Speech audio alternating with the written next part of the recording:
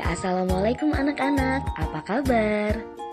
Kali ini Ustazah akan membahas zat dan karakteristiknya.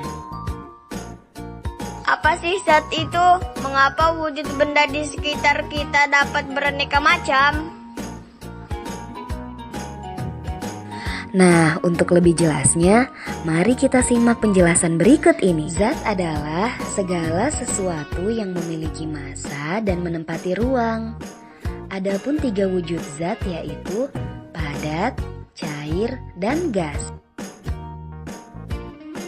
Yang pertama adalah zat padat. Adapun ciri-cirinya, bentuk dan volumenya tetap. Kemudian partikel zat sangat berdekatan dan susunannya teratur. Contohnya adalah bola, meja, mobil, dan masih banyak lagi. Yang kedua adalah zat cair. Adapun cirinya, bentuk berubah mengikuti wadah, volume tetap, serta partikel zat yang berdekatan dan susunannya tidak teratur. Adapun contohnya adalah ketika air dituang ke dalam gelas, maka air tersebut akan membentuk sebuah gelas. Yang ketiga adalah zat gas. Ciri zat gas adalah bentuk dan volume berubah mengikuti wadah, serta partikel yang berjauhan dan susunannya tidak teratur. Contohnya adalah gas yang diisi ke dalam balon. Bisa dilihat di sini ya anak-anak perbedaan antar partikel, baik padat, cair maupun gas. Mengapa es krimku bisa meleleh ya? Hal itu bisa terjadi karena adanya perubahan wujud zat. Perubahan wujud zat. Setiap zat akan berubah apabila ia menerima atau melepas kalor. Nah, proses perubahan wujud zat tersebut dapat kita amati pada diagram berikut.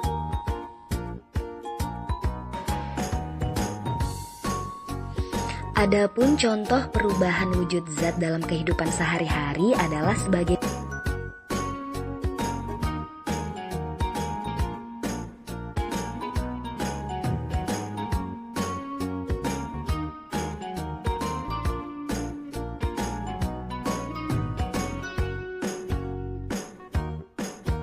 ini kita akan mempelajari sifat dan perubahan zat. Meliputi apa saja? Ada sifat fisika, sifat kimia, perubahan fisika, dan perubahan kimia.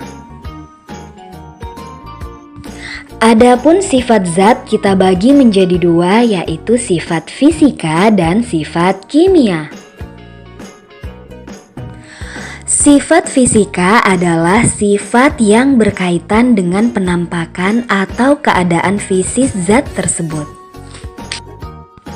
Adapun sifat kimia adalah sifat yang berkaitan dengan perubahan kimia yang terjadi pada zat tersebut. Perbedaan sifat fisika dan sifat kimia antara lain sifat fisika. Yang pertama dilihat dari wujudnya, sebagaimana pada video sebelumnya telah dibahas mengenai wujud zat. Contohnya adalah es batu yang didiamkan pada ruangan terbuka, lama-kelamaan akan mencair. Yang kedua adalah warna, merupakan salah satu sifat fisika yang dapat kita amati secara langsung. Contohnya beraneka warna pada batu-batuan. Yang ketiga adalah kelarutan, yaitu kemampuan suatu zat untuk larut atau bercampur dalam pelarut. Air merupakan pelarut untuk zat-zat terlarut, contohnya pada aneka minuman. Yang keempat adalah daya hantar listrik. Suatu zat atau benda digolongkan menjadi 2 berdasarkan kemampuannya menghantarkan listrik, yaitu konduktor dan isolator.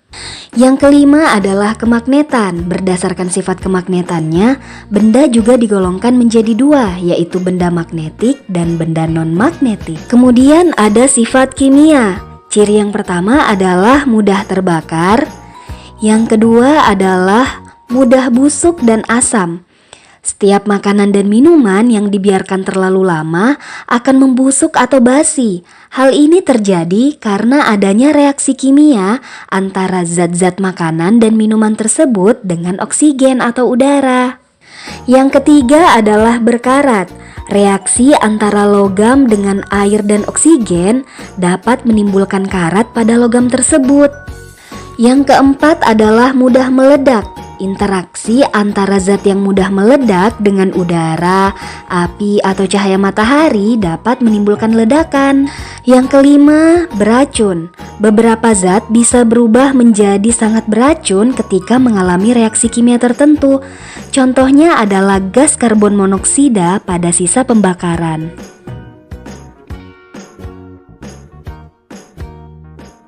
Perubahan bentuk zat kita bagi menjadi perubahan fisika dan perubahan kimia.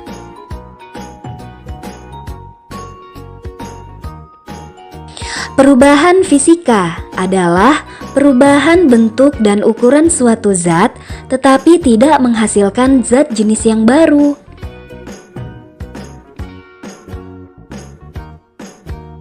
Beberapa contoh peristiwa yang termasuk ke dalam perubahan fisika antara lain membeku, mencair, menguap, mengembun, menyublin, dan mengkristal. Contoh perubahan fisika dalam kehidupan sehari-hari adalah sebagai berikut.